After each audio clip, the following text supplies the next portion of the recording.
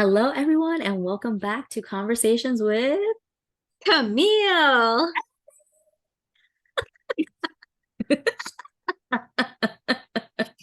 Someday the people are just gonna be like, God, you two are just what?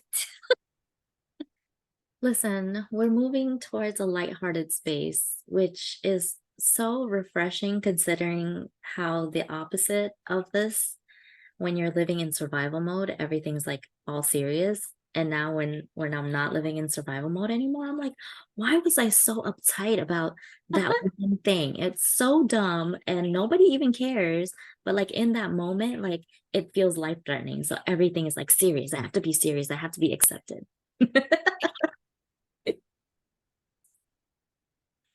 Yeah, I mean, I do have to agree.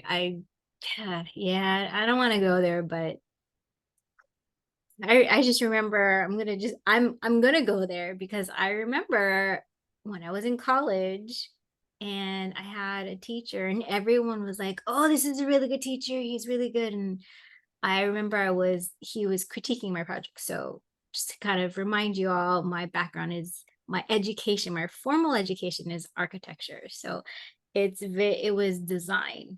And I'm not gonna say I was not a great designer. I like to throw colors together, which is not design in architecture. And so this guy was just like, I don't know if like there's a stereotypical Hollywood type, or if it's just us who went through architecture school is like grungy hair, like always wearing black, walking around with like an attitude like you know it all. Which is if my ex one of my ex-boyfriends is watching, he was like, yeah, that's you. um but he was critiquing one of my projects and he was just tearing it to shreds and I'm just like laughing at it because I was like, okay, well, what am I gonna do? I mean, and he was just like, why are you laughing? This is serious. I'm just like, but you're just like killing my entire project because you didn't like one thing. You do you want me to cry? Like my whole thought was like, does this guy want me to cry? I was just like, that was my reaction to like serious things. I'm just like breaking that tension by laughing because like what else am I gonna do? And I think he totally just wanted to just watch me cry, and I did everything but. And I'm just like, okay. And I'm like, okay, I'll just start over and try again. I'm like, it was just the oddest thing. So I totally get what you're saying when you're just happy to be out of survival mode and just be in this way of laughter and love and you know. So what you're saying is you never were in survival mode. That's the thing. You had a wonderful childhood from when you told me your experience. Yeah, that was childhood. But after that, like after I got out of school, it was when my trauma started. It was from when my mom died. And after that, it was loss after loss after loss after loss. So I went there. Don't get me wrong, everyone. I had those moments of I was at the bottom of the barrel. I emotionally I was dead. Financially, I was dead. I didn't think I would be able to survive anything. Like I hated where I lived. I was like I didn't think any of my friends would understand me because I had so much loss. Like no one could relate to what was going on with me because I had lost my mother. I had lost my job. I was I had to go through I didn't have much savings because I had only started like working maybe 3 years out. I don't have much savings, right? Like right out of school. How much savings do you really have?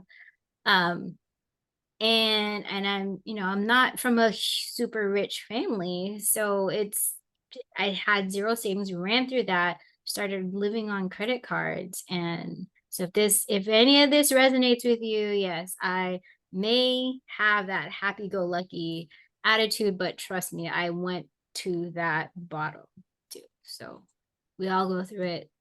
It's just how do you come out of it? So Part of the anyway, journey. it is a journey. It totally is a journey. But that's not what we wanted to talk about today. So that's maybe another topic, another day. What we really wanted to talk about was or is um when you have when you think you understand what you're going to do go through in your life, right? We kind of touched on this in a different episode. And you think we have this idea, I'm going to do this, and this, but then spiritually, that's not really what happened in our soul plan. We actually did something else at a higher level. We planned to have gone like this, like this, like this, like that, like that, like that. It's not as linear as we humans think. We purposely put all these things, these lessons in our lives so we could actually grow.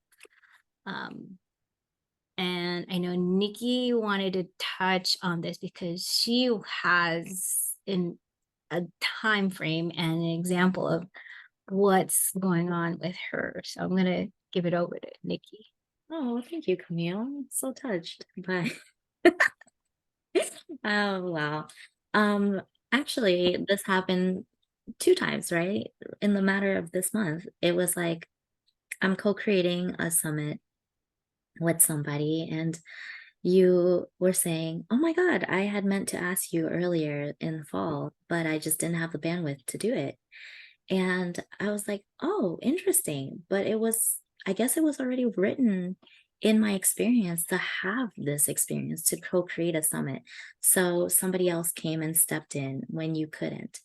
And then I was like, that just lit a light bulb. I was like, you will never lose out on an experience because someone else didn't show up for you. Like spirit will always guide someone else into your path who is also meant to have a similar experience, and you'll still have your experience.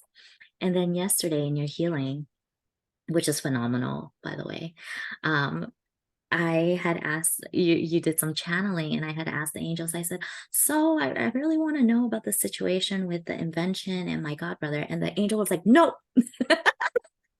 As soon as I said godbrother, she's like, no, not godbrother. And I was like so confused because this message was channeled for me last year that me and my godbrother were supposed to create an invention. And I wasn't ready at the time. And it came back around this year. And now the message is different. It's like, not with your godbrother. You guys are on different paths now. And so someone else will come. And I was like, wait a minute. It's still in my path? I was like, what? It's still in my path. And that's what the angel said. It's in your path, and somebody will come and they will present this opportunity to you, and you will know then.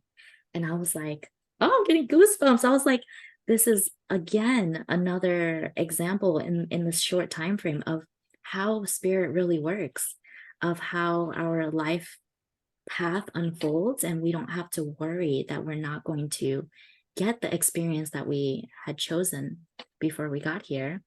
Other people will be on our path, like we will be supported. So I was like, I need to tell everybody. I need to tell everybody. And so one of the reasons why I really believe in this is one of the books I first read. I think this was even before I started taking my energy classes. It's called this either the Journey of the Souls or the Soul's Journey, and it's written by a channeler or medium, and this author uh interviewed different mediums and asked the same question and got the same answer. And so this is a really interesting book. And now it's on Audible. So if you don't listen, this is one of the few books I actually read. I love like audiobooks. So this author, in each person that he interviews, they give a similar story for a different soul. And each time they say the same thing. They have a soul, literally a soul group or a soul tribe. Here we call soul tribe, but in our non 3D, in our non physical body, we actually have a soul family, and we decide at times when each soul wants to go down to earth together to have an experience. But you all plan different things that you want to experience in that lifetime. And it was just so fascinating because this came after the death of my mother. And because I was like, well, why now? Like, why did I have to experience this now? And one of my good friends, still a great friend, he was reading this book. And so he's like, maybe this will help. And it totally did. And that was one of the first books that really got me into thinking, like, okay, so I actually wanted to feel all this suffering. Like, why? I know this is like one of the toughest concepts to understand. I even hear it all the time when Abraham Hicks talks about this, and they're like, well, what do you mean? Like, we chose to come here, we chose to come and have cancer, we chose to be a victim, we chose to be a perpetrator. And when you come outside of the when you're in a non-physical form, yes. And I'm not, I don't know how to explain it, but this book has really um solidified that in me, in my brain. And when other spiritual leaders start talking about it and their channels as well, then I'm not going to say it has to be true, but it solidifies the fact that this person had written a book about it. And now Abraham Hicks is now channeling a different group of non-physical beings and is saying the same thing. Mm. I wonder if you're talking about the same book because I recognize a book called The Soul's Journey, and it was written by a hypnotherapist, and he regressed all his clients back to before they were actually reincarnated, and he was trying to understand the spiritual world. And that really landed for me was understanding how the soul chose the experience. So he explained how in the spiritual world they have like this, it was like a book, like the book of life, right? And you can look through it, and it literally, this is why like it expands beyond time, space, and dimension, because you can see into the future. If they chose that body, what would that person experience, as and what would their experience look like? And he gave this example of this one soul, had always had masculine experiences in the past, or was always a very physical being. And now their life lesson, they're going to come back to earth and they want to gain some new skills and some new wisdom. Decided to come back as a girl who was going to experience her leg being broken. And from her leg being broken, she could not be physical, and that therefore it would force her to work on her mental ability and her writing skills and her on Creative. and her exactly. And they said, well, why not, as they were telling this, she's like, I remember I was going to jump out of the carriage and the carriage was going to run over my legs. And I hesitated for a bit, and the guys were like, it's okay. Like, you chose this experience, it's okay. And so she jumped. But if she would have jumped a second later or like hesitated and it didn't fully crush her legs, what would happen is she wouldn't have had the full experience that she signed up for, because she's already so physical. She would have wanted to go through rehab, or she would have wanted to try to live a normal life with, maybe a slight handicap. And it would have inhibited her from experiencing the full experience of what she came to learn. And that's why she chose that experience. And I was like, that My explains so much. Like, that explains so much as to on a higher level why you choose to experience certain things.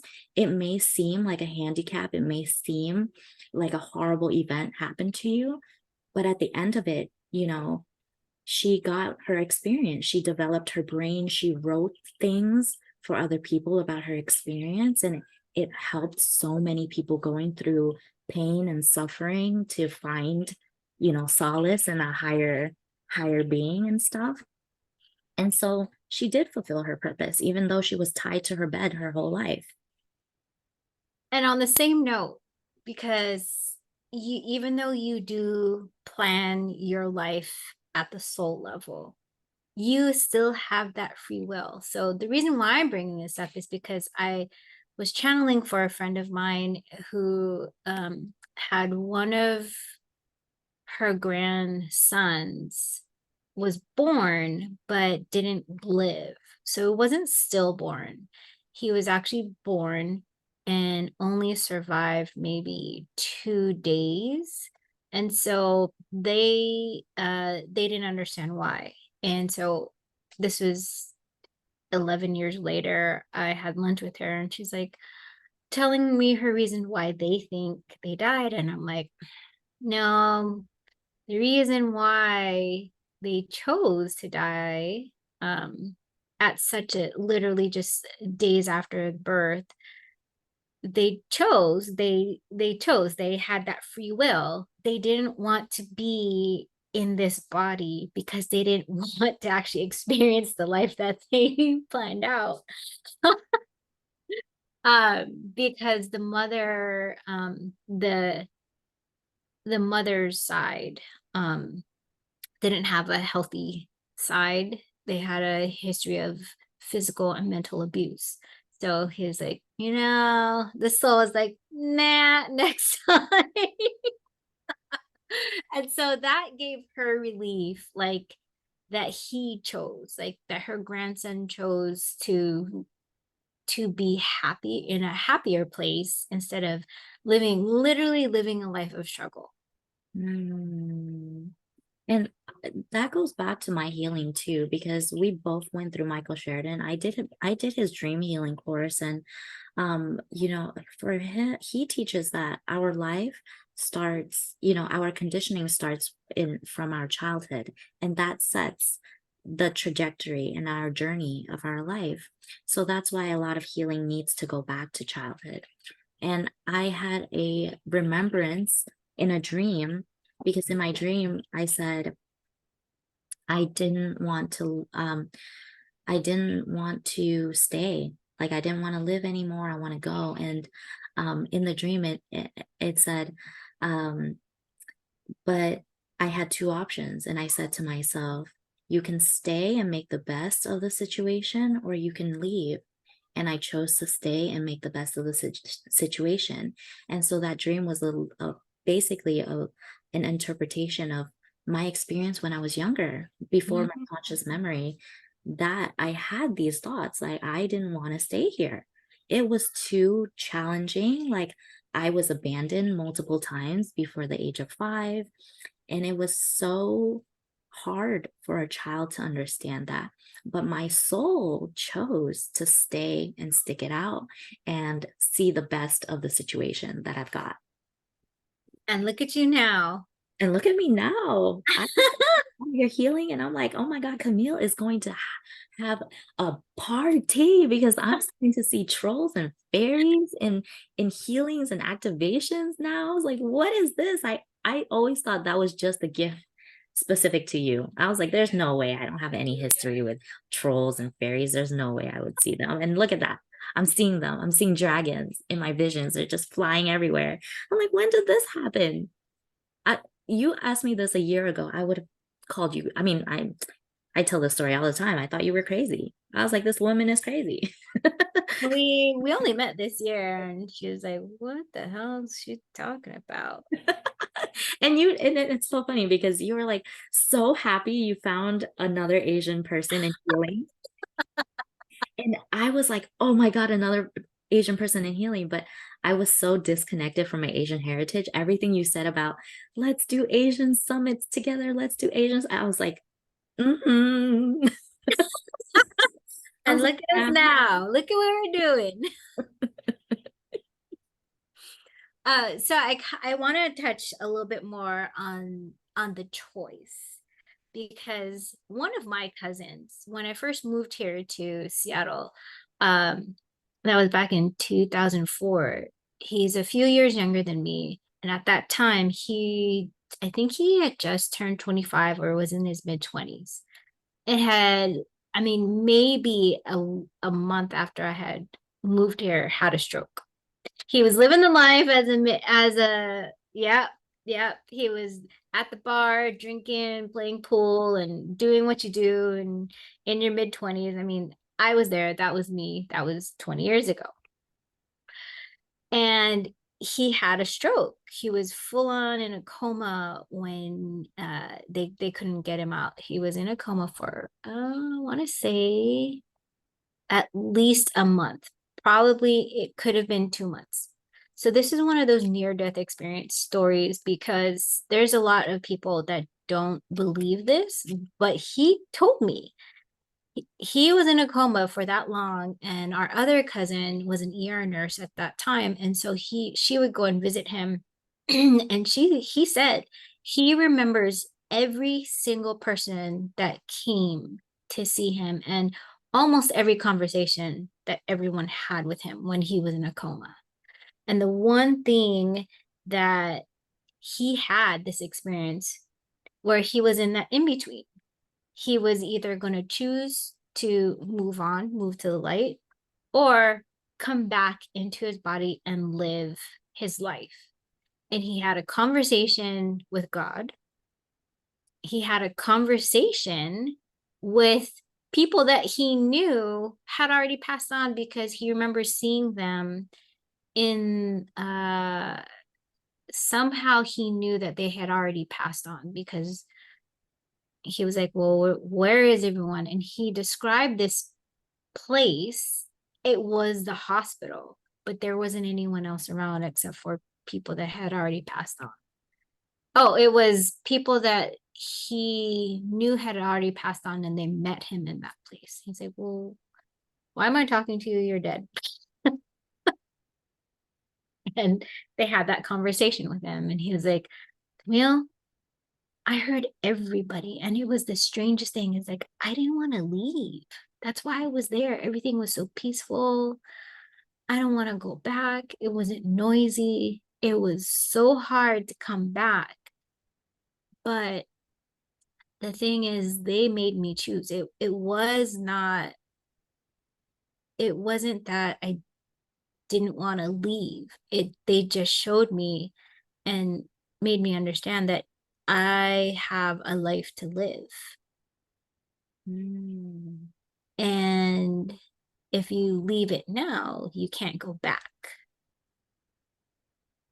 Mhm. So he, like, even at that time, when we in the human realm, right, in our physical realm, we see that it's like a flash, right? Everyone says, oh yeah, our entire life, it's described as our entire life is run in front of I don't know what it is because I haven't been in that, but it's like our entire life flashes before our eyes. Well, in this case, my cousin had been in a coma and he was like, kind of don't want to leave because it's so peaceful. But they said if you don't go back, you will miss out. You really will miss out on all the opportunities that you had laid out for yourself.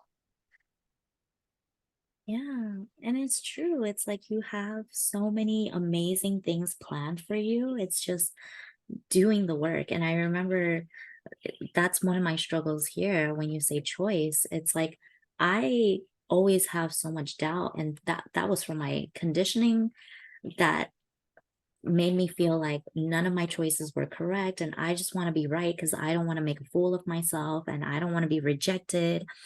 And so I always ask, right? I always ask Camille's angels like questions, and they're like, but that's your choice. You can't ask us to choose. You have to choose. And I'm like, but I don't want to choose. I don't want to choose because I don't want to be wrong. And I'm starting to really understand it's like like everything you choose is an experience and it's never going to be wrong because you chose it. And as long as you're choosing from your heart, it's already in alignment with what you want to experience.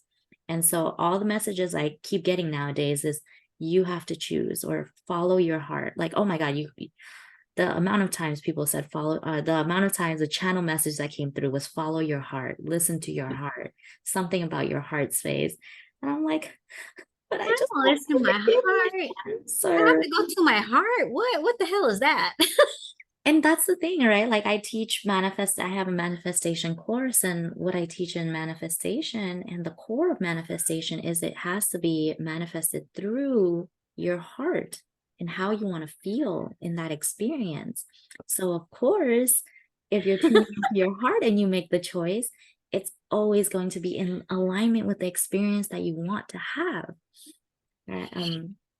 I forgot if we had this conversation or if it was with somebody else, but I always say it like people always want an ends to a means, right? They want money, they want money, they want a relationship, they want a relationship.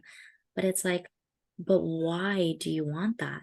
It's like, oh well, if I had money, then I can travel. If I had money, then I can do all of these things. And it's like, so what you really want is the thing that you're gonna get when you have the money. So you don't manifest money, you manifest the thing that you want to experience. And so yesterday, no, today, this morning, my sister texts me and she goes, Mom actually wants to pay for an all expense paid vacation to the mountains somewhere. And I was like, that's new. Like she's never wanted to do anything like that before. It was always like, yeah, I don't have enough money. I never have enough money. I need to work. I need to work. That was her story. And I didn't think I was going to travel this year because I have kids. Well, the opportunity came and I'm not going to question the universe. Oh, why are you giving me this abundance? No, I'm not going to ask that. I want to travel and I don't have to pay for it. Like I didn't have to manifest money to have that experience. It just came through in its own way. So that was just an example. Yeah, that is. I mean, and then going into manifesting abundance, it's like we always ask, what does abundance mean to you? Like, because abundance means different things for everyone. Because I think I gave this example to somebody. I was like, what does abundance mean to you? Because here is an example of, oh, can you see it? Uh, uh, oh, here. This is an abundance of pens.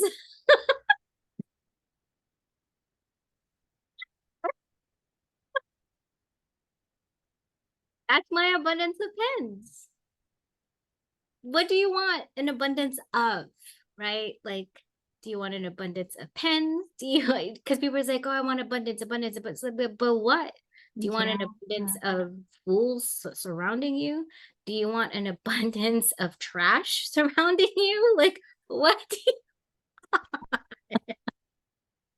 Okay, don't put that into my field. Okay, lots of I'm not, but I'm just like, be specific, right? Like, what is it that you want? Like, don't be afraid. I think one of the things, like, there's a lot of people who pray, right? They pray for God, they pray to God, and they pray for specific things. When we were little, okay, pray to God that you want this. And so when we were little, there was no one stopped us, right? Are you gonna tell your little kid you can't pray for that? I mean, maybe some people do. I don't know. But you pray for the health of somebody. You pray for the love to come to somebody else. But what happens to you? You're like, well, I just want everything. Well, everything means so everything in the world, so you could have all the sun and then all the snow. all the trash. Yes, and all the trash. So be specific.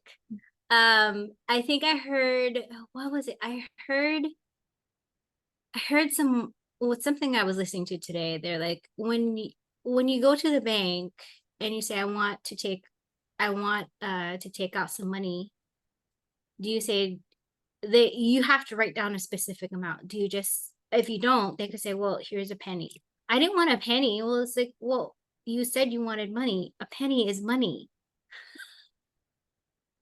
So be specific. Be specific. I saw this TikTok a while back, and she was talking about asking the universe for things. And she's like, you got it all wrong. You ask the universe for money and something comes through and it's only a little bit, it's only a fraction of what you want. And you're so grateful for that. But she says, you got to treat the universe like a bank. And I was like, so triggered. I was like, whoa, whoa, whoa, what you mean you got to treat the universe like a bank?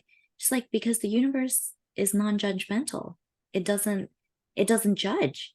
So you can Mhm. keep asking and asking and asking. You keep asking and you just expect it to show up because that's your divine nature. It's like you get the things that you want and you are worthy of having that. And there's no positive experience or negative experience tied to it. It's neutral. And I Yep. was like, It's the oh, energy. It's a law. It's law of I, polarity. I was like, wow. I felt triggered because I was like, I have to be grateful for what I have because that was what I was taught growing up. It's like we work so hard for what we have. And so you have to be grateful for how little you have. And so you always have to be grateful for how little you have. But it was like we were never taught that you can ask for more. Yes, that's true. I remember I joined a women's group here. Maybe it was it specific to women? I think it was. And we started talking about wanting more. And this is what came up. They're like, but why when is it that we feel satisfied? But then I said, but why can't we have more? Like I am happy where I am now, but I could definitely have more money. I know I deserve more money, but the mindset is exactly that. It's like, but I have enough. It's like, true, you do have enough, but could you have more? Is it, it's not, and I think it was, the idea of selfishness. Yeah, Is I it was thinking selfish? greed, like it's Right. greedy, right? Like there's other people in need, and look at you sitting on mountains and mountains of stuff. Um, Because those people asked for it, damn it. And here we are going, okay, I'm happy with my water. And there they are, with like barrels and barrels of water, turning it into wine. I actually had that moment, and it was recent too. I had that moment of like, well, who gets to dictate what too much is, right? And then you do. There are people out there who have experiences that are very luxurious and lavish because they dictate that's their standard. And then there are others who live a very modest life because they dictate that's their standard. And so for me, I was like, and I have the same right. I get to choose where I want to be and what comes in and what goes. And if people are not okay with that, that's not my problem. And they have that same exact right. They have that same exact choice that I do. And then I think about, well, what if there's not enough resources, right? Because we're so caught up in the whole only 1% of the world have the world's resources, and the other 98% or 99% are living modest lives. But then there's that 1 or 2% that are like in the billions and millions and millions. And it's like, from a spiritual standpoint, everything is energy. Energy can't be created or destroyed.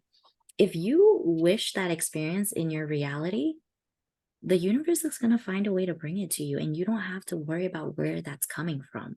And I'm going to alter that word wish. You actually have to desire it and want it and focus on it because you're actually right. It's energy. If where you focus on it, this is what we talk about. Well, I hope the message is coming through. Where you put your energy, when you focus on it, it comes to you.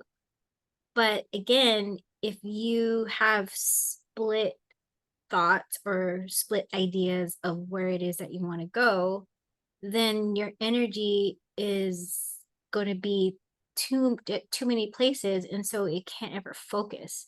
So that could be one of the reasons why you're stuck, because you're not focused. You're putting your energy in so many places. And I want to use an example of a family. I mean, bless you all, because I worry about myself, and then my boyfriend worries about me, and I worry about him. And then, of course, I have my family, but we don't have children. When I go to my sister's house, it's my sister. She has to worry about her kids, her husband, the house, all of this. My brother-in-law has to worry about the same thing. Like, we were just having this talk, and he's like, it's exhausting. And just like you, Nikki, I mean, you're running your business after having your child this summer. This girl, did y'all know she was working basically a day after her son was born?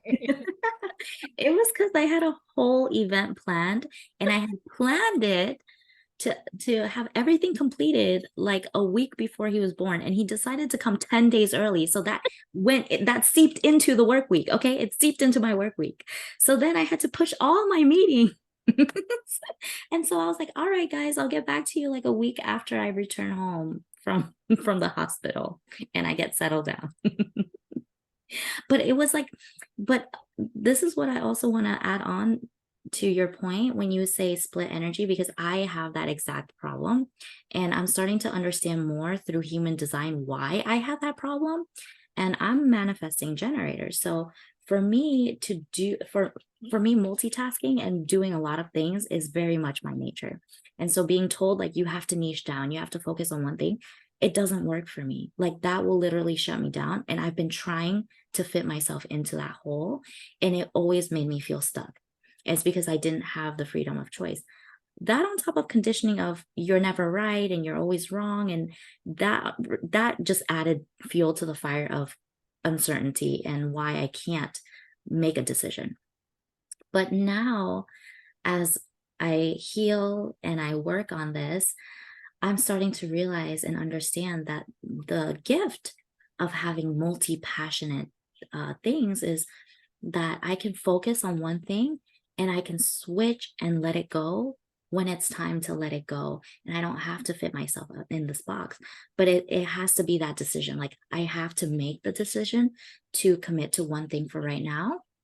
And I put my all into this one thing, and I just squeeze all of the experience out of that one thing. And then I'm like, all right, I'm tired of it. Just like a kid, you throw that toy away onto the next one. Or you work on it so much that it automates itself. Yes, that too. That too. But it's very congruent to why the angels say, like, you have to make a choice. Back to our original point, it's like you have to make a choice, because if you sit and you don't shoot your shot, like, you're never going to have an experience. You sit on the sidelines and you watch all the experiences pass you by, and you're never going to have an experience. And that could also be, and we could go back and forth, like, and that could also be your choice and your soul and your soul plan. It's like, it's like it's like talking about time travel. It's like, well, if I do this and then I go back in time, did I already tell myself that? I'm like, I don't even want to think about it. I don't want to think about That problem too. Well, I don't travel back in time and have that problem. I have the problem of, am I making the best decision for me right now? Because sometimes I don't want to do anything. But then there's that inner pressure of, but if you really want this, then you have to do stuff, right? And it was that conflict of, am I doing enough? Am I not doing enough? What am I actually doing? So what you said about, where do you direct your energy? Where do you want that energy to go? What do you wish to create? And everything just adds up to that bigger picture.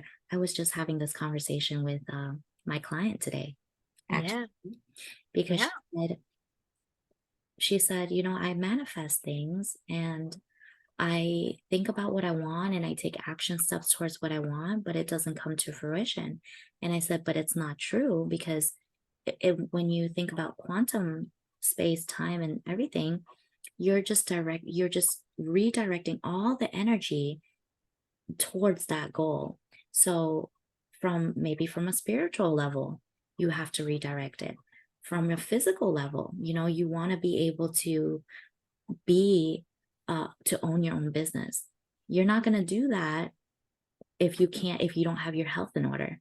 So I've seen you slowly shift your health, and that is in alignment with the vision of where you want to go. And I see you getting a new job so you can gain more skills so that you can bring these skills into when you become a boss for yourself. That is in alignment with your vision. And I see you having to release things that no longer, right? Healing, the inner healing. You're doing energetic healing and you're letting go of old traumas that is preventing you from moving forward. That is movement towards a vision. So little things that you do every single day is movement towards a vision. You can't just say it didn't happen within the span of a year. It's not meant to happen for me. It's not true. It's because you're redirecting all the energies from all physical, mental, emotional, spiritual into that one direction of where you want to go. And we also have to remember it won't be spontaneous if you're not ready. If she has all of those issues that she had to resolve before getting into the place where she wants to be, then she truly it won't happen. Like a lot of people will say, well, I already did my healing, how come it's not happening? It's like it's so people want the instant now. It will happen only if you've already done the work, and then it'll be like, oh my god, how did that happen? Mm-hmm. Yeah. Right, but you have to be ready. Right, first you have to be ready, but really you have to. And what I mean ready is, did you prepare yourself? Did you do the steps? I mean, I'm going to take my boyfriend, for example. He is a manifester, but he takes, oh my God, it takes him a long time. When we started dating almost like 5 years ago, he was like, oh, I want that house. I want that house. This is when the prices of homes were at a more affordable level, right? And at that time, homes were probably 200,000 less than they are now, which is pretty damn affordable. Um, and he was like, oh, there's that house. I could even just walk to work. And then there's that house. And it was all within his price range, but he wasn't ready. He was like, oh, but what about this? And what about this? I was like, okay, when are you going to pull the trigger? He never did. And so at the height of everything, he finally pulled the trigger, but he just wanted a house, but he didn't understand what kind of house because it wasn't ready for him yet. So two things have to be in place, right? So one of the first houses when he was fine, and I helped him pull I was finally like, oh my God, I've been hearing you talk about wanting to buy a house for the last 5 years. One of my friends, I have two friends that's real estate. You kind of know her, one of them. So I called her. I actually messaged her. I'm like, hey, my boyfriend, is ready to buy a house. So here's his phone number. And then boom, she started texting him. And then he's like, why did you do that? I was like, because you're ready and I'm tired of listening to you. So get this. So because he was ready, we were going around looking at houses by ourselves. He was like, after work, he was like, oh, check out this house, check out this house. It's like, you're ready.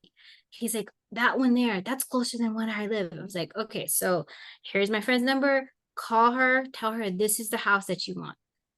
And so that was the motion. Like I actually had to push him. I had to push him. But once that happened, he finally said, okay, okay. And he had the vision of, he saw the house that he wanted. He was like, yeah, it's like it's a lot of yard and the house is right in the middle and there's hardly any neighbors around me. That one wasn't it. And then 2 weeks later, he found a bigger property for the same price.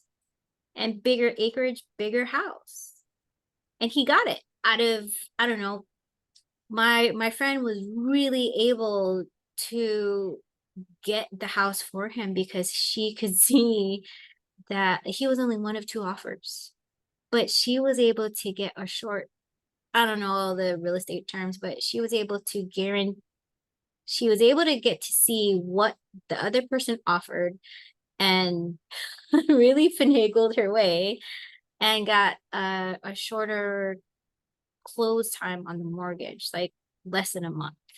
Mm. But what I'm saying is that he had been waiting and waiting and waiting, but he was not ready. But I could finally see that I was like, damn it. Like sometimes you need someone else to push you off the dock and you have to go and swim. But because of that, and I did it out of love, it's not gonna happen. And maybe it does happen that way. Someone may just have to just push you a little bit. And if it's not someone that you know, it'll be the universe. Trust me. Mm-hmm. So Yes. you have to be ready. But if someone else, as me, knowing that my boyfriend was absolutely ready, lovingly, I pushed him, and he is now in the house that he was like, oh my God, this is the best house. Like, I don't have any, he has 2 acres. Wow. Is it That's 2 acres? amazing. Yeah, he has acreage instead of like square footage. I mean, he has even the house he has, it's a house. It's not, I live in a shoebox, which I'm happy with my shoebox. But Oh, I'm rambling. But the whole point is that when you're ready and things will happen. yeah. And I think it's so true because I think about my situation and I used to have all of these expectations of you need to be moved out by a certain time, you need to be married by a certain time. And it made me feel so shameful of my situation. Like my situation's never good enough and I have to be doing something according to someone else's expectation in order to be acceptable. And I realized now after healing and having my kids, I was like, I live with my in laws at the moment, and I didn't have the funds to buy my own place after COVID went up. That was even more out the window, like, forget about it. And I was so ashamed of like, oh my God, look at me. I'm almost, like I'm almost turning 30. I'm 28. Like I don't even have my own place. It's not the situation that I thought I would be in. And then I had my kids. And oh my God, everyone was jealous. All of my friends who had kids, they were jealous because they had their own place, but now they have to figure out how one parent is going to pay for the bills and how the other parent, already exhausted, is going to take care of the chores at home and take care of the kids and figure out how to, right? And it was like, oh, look who's talking now. Like I all of a sudden became so abundant and so like so blessed to have help, right? Everyone else is like, I don't have my parents around to help, or they work and they can't help out. Yeah. And so it really is perspective, right? And going back to what does abundance mean to you, and being okay with your situation where you are because there's a reason why you're in it, and you'll know when you're ready to get out of it, right? Everybody's like, I hate this job. I hate this job. But that job provided you an income so that you could keep investing in the things that you want. And that job right now is giving you the skills to prepare you for the next step. And so it's different perspective, different, seeing it from a different, how is this serving me on my journey to the vision I want to create? And on the human side of things, if you really hate it, then get the hell out. That too. That too, right? Like you're ready to let go. Somebody Yeah. got channeled on that in my class today. I mean, not today, this week. She said, I am so drained from my job. And can you give me some insight? And the message that came through was, you've already cut all your ties. You've already cut your ties energetically, everything. Now it's just the physical world that you need to take care of. You just need to take that step Mm-hmm. and get rid of it in the physical world. And so I was like, I see the connection and I see why everything is important. You can't just sit here and meditate all day. You have to go out and create the reality. There's nothing to lose. You've already there's just take that step. And even if it's a step backwards, you might need to take one step backwards, but it will propel you forward. It will just propel you forward. Sometimes, like, especially in corporate world, right? Like a title is, it's just a title. It really is a title. Like, I'm the CEO of my own business. I'm the COO of my own business too. But what does that mean? I'm a business owner. So like I can be the C-suite of my entire company. It's A so title is a easy. title. A title is a title. It, Exactly. and people would be like, well, I'm this and that. I'm like, good for you. Good for you. It doesn't mean Like, anyone else is any less deserving because they don't have that title. exactly. Exactly. If you so um and if people are stuck on titles, well damn, give yourself a title. You are an amazing person. Amazing in front of all those letters, right? Whatever your letters are, just put amazing. I bet you they're gonna be like, who gave you that title? It's like, I'm an amazing people operations manager. Oh, well, yeah, you are. Why not put it there? Hmm. Yes. I was also talking today and I said it's been a long time coming, but I finally feel like my life is awesome. And I was like, what changed? Because my life was awesome leading up to this point. And it was just perspective. And it was just not allowing other people's perspective of life dilute my perspective of life. Because I live in my own world and they live in theirs too. And we can all coexist and be happy living in our own worlds, and it's okay. We all live in our little bubbles. I can honestly say sometimes I feel like I'm still in my own little Hawaii bubble. There you go, because your background, it just transports us. It does. This is Kauai, everyone, on the northwest or northeast side of Kauai. So, yay.